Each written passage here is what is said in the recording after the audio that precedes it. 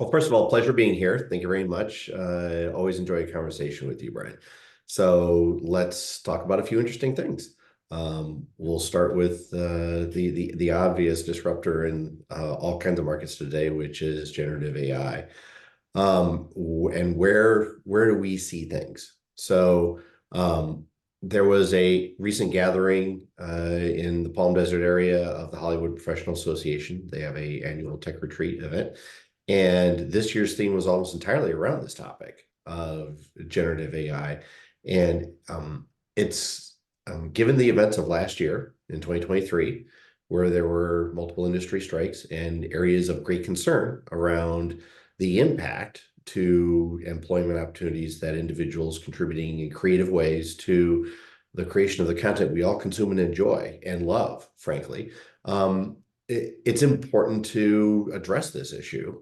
So coming out of the discussions last year and some of the contract negotiations on the writing side, as well as on where studios and supply chain gets into the path of this, it's important to address where it exists as just a concept in order to position it as part of our approach to creating content. So I think it's good to start there because the retreat started there, which is by the end of the retreat, after 5 days of discussing and wrestling with generative AI and going through the 5 stages of processing it, we landed at the realization it's a tool like any other tool. If anybody reflects on this industry and the disruption of technology, you can go back to the introduction of Photoshop and go, could we trust images anymore after it was introduced to the marketplace? Because it could change photography, and it did. But once you understand and put into place what Photoshop does as a tool to image data and have the context of realizing how it becomes another component to understanding how to manipulate that, and then alongside it, After Effects, photos in motion, and disrupting that. And then the advent of the ability to, with the cloud coming along and be able to take workstations and run those in the cloud. Look at the disruption that happened to Discrete and Autodesk. They used to sell smoke and flame systems for enormous amounts of money as powerful systems that were effectively dongled with the computer on premise as a part of the purchase. Now you can run it in the cloud and it's just software. But the users and the tools are ultimately what matters. Understand how the tool functions, and that's where you get comfortable with it. So where is it today as an artistic impact tool? Probably the best way to consume it right now, just get used to it. Go explore ComfyUI. That's what we did 2 weeks ago in February.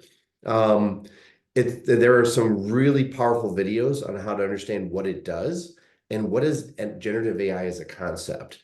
So it's ultimately a tool. I keep coming back to that because we need to understand and not fear it, but instead embrace it. And when we do, we'll realize it empowers us as humans to create new visual art and expressions of that. How we put that in the context of storytelling becomes the challenge and the opportunity. Once we do that and understand that in a way, we could think of go back to last year's Best Picture and how that as a storytelling concept, if we think about Everything Everywhere All at Once, what is it? It's about assaulting our visual senses with stuff that we don't comprehend and understand, and then through storytelling, help us wrestle with and position it. That's literally, That's it's amazing. like that movie set the stage for where we are today, wrestling with this concept of generative AI. It's just like, process it, think about it. It is assaulting our senses. And we fear what we don't understand. That's just human nature. Our lizard brain comes out and goes, it's a threat. But That's right. you wrestle with it, think about it, understand it. ComfyUI is a really good way to take images, put them into these pipelines that look a lot like node-based pipeline tools. So when you understand how we've been doing node-based pipelines for 15 years now, going all the way back to Shake and everything that has emerged out of that into everything that Nuke does today, and you understand inputs lead to outputs. It's just ComfyUI is a variant of that. It makes it approachable, consumable, and then you look at the examples that are out there and go, okay, there is really powerful art that's being made from this. So how do you direct it? And that's where the human concept can control this dragon and grab it by its tail, as it were, and avoid letting it consume us, but instead can put it in context as another tool in the toolbox. That another fun thing to understand about where AI is today as far as the art that it generates. It's 8-bit and it's SD. Holy cow, you've got to run it through a lot of pipelines if you're going to think you're going to generate really good quality out of this thing as far as what's available today. Now, what was released 3 weeks ago looked very finely polished. That's not public yet from OpenAI. That's just showing art of the possible. With the art of what's possible today through the tools available, there are limits and boundaries to the art that could be produced, which is it's not 10-bit, it's not 16-bit. So we're not working in EXR, we're not working in 4K resolutions or even 8K resolutions. So you just zoom in to ROA type pipelines and use cases. It's early days. So it looks disruptive. It is. But there's time to embrace it and contextualize it inside of how we create art and how we support those artists through the tools and infrastructure that we provide to them. So there are ramp periods, and we are in one now. Go in. ComfyUI is absolutely an experimental opportunity to think of it like a cookbook. Just try stuff. We did a live demo with it with 20 different images that were photographed. First image pumped into it. You can do it with a desktop workstation with a powerful GPU system that's attached to it. You don't need the cloud, but the cloud can help pump jobs into it. But just to get your feet wet, it's funny what was pumped out of it. It was complete trash. There was no human function there that was interpretable. It was like, okay, you know what? Garbage in, garbage out.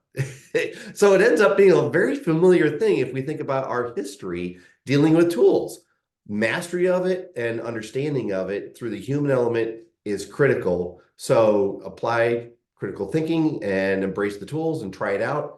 The learning process can demystify. And then now it's like, okay, understand scale. And that goes into, the cloud is one element of scale. We're a lot. Your own workstation is one element of scale. It's right there at your desk. Either one is available today. ComfyUI is available on GitHub, so it's a downloadable repo that you can stand up on your own Linux systems or Windows or Mac systems and be able to then just kind of like dive in, try this out. Don't fear it. That's where we are. That's my take. Wow. And what sources are you looking at to get the latest? Is there a place that you found that just dominates in terms of AI tools? I find that every time I talk to an artist, we're going to have Brian Bode on next week, and he's one of these 10x artists that just can create everything himself. But there's all these different tools coming at us so fast. Has there been any group of people that managed to sort of harvest all the tools and consolidate a list of them in any one spot that you've been able to identify? YouTube's a good collective place to search for, if you think about search for latent diffusion tools. That's and mechanisms, because that's the process by which generative AI functions. Is if you learn about latent diffusion and what does that process mean, it's about effectively think of it as like squinting at clouds to see shapes. And it's like, oh, I recognize an elephant. So you're going like this, and you're looking at something from the distance, and it becomes a shape. Latent diffusion is exactly that process. It's the ability to have images fed into it and diffuse those images to the point that they become a blur, and then kind of like step back and put your glasses back on. So it's like the meme of like, it looks like this. It's like, oh, it looks like that. It literally is that meme process of what's out of focus and then brought into focus. That is the way by which images are born and created. So there's efforts that are going on adjacent to the industry, such as by Adobe and others, in order to understand or interpret source images and copyright protections, which are important in our industry. So self-generated sources are easy ways, or open source image libraries are easy ways to get into this space through Comfy and experiment without concern over proprietary areas. It's important to note that one of the organizations that took a step in this space that participated at the Professional Association Tech Retreat was Paramount. And they showed how they're embracing this with their own IP. So what is the context there? If it's your IP, you can experiment with it safely because you own the rights. If it's not, be wary and careful because those are areas of concern. Open source libraries and tools or anything that you could generate and feed into Comfy is absolutely the best way to start with no concern over that, and start the image generation process and latent diffusion experimentation to understand work. The more there is, I would say, a series to your inputs so that there's ways for the diffusion process to build a construct out of it and recognize commonalities, the more you could direct it. So one of the other funny things to think about with this process of generative AI and why occasionally you get hallucinations, so 6 fingers instead of 5 type stuff popping out of it, is it's not yet at an ability to edit. Meaning, well, in ComfyUI, it's a node based. So you can put nons as well as ons into it. So this, not that, and they can become directors to the output. The more you put cons, the more you could say no 6 fingers in my outputs, and basically you avoid those hallucinations if you see that. And so it's important to understand from a building perspective, you don't edit the output per se, or you can, but now you're entering a different pipeline. Now you're going into proper VFX editorial and wireframing and onion skinning, and you're excluding, but you're leaving the tool that created it as a latent diffusion process. It's latent diffusion is not yet the kind of function that has a ability to tune a part of the object and preserve the existing. Instead, every reiteration goes from source and starts over. Wow. So it's a fascinating way to think about it. It completely rewires your brain as far as thinking about how do you improve on something. It literally, you can take the input and feed it back in, but you're not going to get that input minus a section. You're going to get a new entire input because that becomes a new source to the input compared to the rest of the inputs already in your library that you've built up. So be wary of your sources and your libraries. Avoid stuff that gets into content protection or copyright. Creating a lot of your own inputs or going to open source on inputs, realizing other organizations are going to those open source inputs. So do you want your stuff to look like what everybody else does? That's what you're exposing yourself to when you do open source inputs. Creating your own library of visuals gives you the ability to control and in a way direct your unique vision of this. And also, I would say take risks. By this meaning, as an individual artist, posting your work to YouTube and other environments, and get feedback on that as long as you're controlling your rights of what you create and post, and know that others may use that. I'd say right now, this is the early learning days, and be comfortable with the fact that others will use it. Your content could become part of somebody else's repository.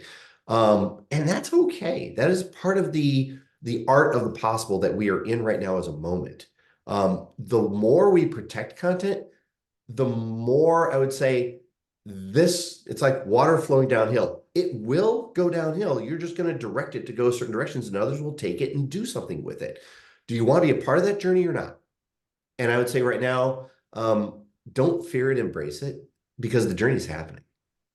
That's amazing. That's amazing. The next thing I want to talk about is the highlight of NAB last year was Baselight running off the AWS cloud. Mhm. It's been a year. How is that journey going a year later? It's been a fascinating experience watching customers experiment with it, do proof of concepts, and realize this can work, and in fact does work. So the power of what we announced at NEB last year, which was fully mature, deployable, color in the cloud, as a fully vetted architecture with uncompressed video in the cloud. We call that our CDI inside of AWS. So that's how we route uncompressed video over Ethernet through a region.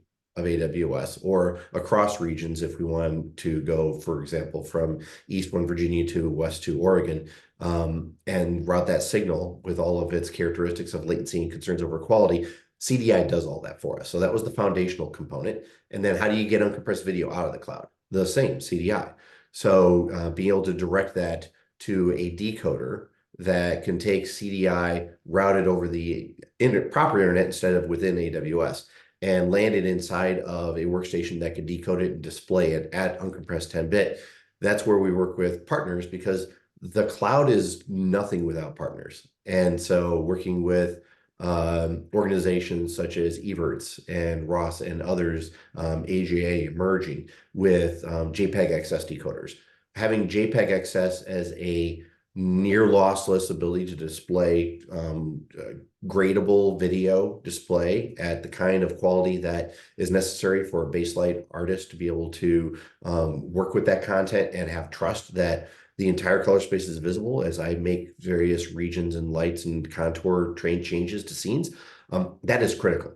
So what we've seen in the years since is both POCs that are resulting in uptake and usage, and organizations that are embracing it. So at the HPA Tech Retreat a few weeks ago, that I mentioned just earlier, there was also a section about color in the cloud, and we talked about it. And the ACES organization, if we think about what ACES represents, which is the highest Oscar level or associated quality, they are going to be doing POCs with color in the cloud using Baselight in order to be able to see the new ACES 2.0 workload that has been stood up and presented to the market, how it applies and functions. So when organizations that represent the best of the best as the unifying functions of our industry, so the various studios and their interests inside of ACES, let alone their interests in Movie Labs 2030, and being able to say that color in the cloud is one component of this, and it is a vetted component as a part of Movie Labs 2030, and the vision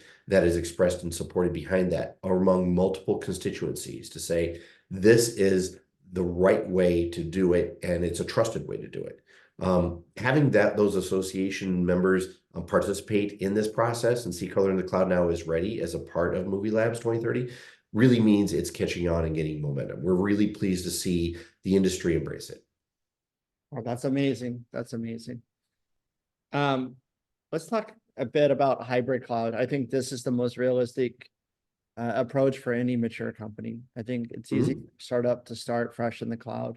I think a lot of companies have made investments in on-prem hardware. They want to see those investments through while having the ability to scale into the cloud when they have a project. What do you think these companies should consider? So from our side of things, we consider hybrid to be the right approach for customers, especially in visual effects. For years, Brian, you and I have been both around working with organizations that struggle with budgets because of various factors that affect them, from who's providing those budgets, the studios, the timings, and the expectations on the quality of the product, and the resources and the constructs around these budgets for these projects. There is constant pressure on organizations to do more with the means provided, and therefore most of our customer base cares about the ability to take on new projects, because that's where over time more of those projects, and when you wind that pipeline of projects and the budgets associated to them, organizations that are supporting the studios to get this fantastic content out to us as consumers, that's where they can thrive. So the ability to widen that pipeline and take on more projects. This is where hybrid comes in, because on-premise infrastructure and those investments, you and I have been both part of deploying those systems, and they can take on a certain amount, but there's a certain limit to the elasticity of that infrastructure to take on more projects. So as projects go through various phases of pause and then move forward, because producers and directors are having various timings and where they go to approve and take parts of the project and drive it forward for the next set of shots. It's important that when there's the ability for organizations to take on new projects, that if those pipelines are consumed because the various timings and approvals say the infrastructure is all it's needed for render, it's needed for artist workstation utilization or combinations thereof, the ability to burst in to take that project on and start it, that's a hybrid situation. That's where the cloud provides a benefit. because we want to support these organizations and visual effects to be able to take on those projects and not say, no, sorry, my infrastructure is loaded because of reasons. We can help on the cloud. So being able to have our resources orchestrated, whether it's compute, whether it's storage, whether it's orchestration and management of those workstations through the task management and the setup of be able to stand up, tear down those workstations, stand up in the right regions, move those render workloads based on best price, based on where the workload can be best processed, whether it's North America regions or it's APAC regions or it's Europe regions, being able to burst that render around and move those requirements in an agile way. That's our best use case and fit.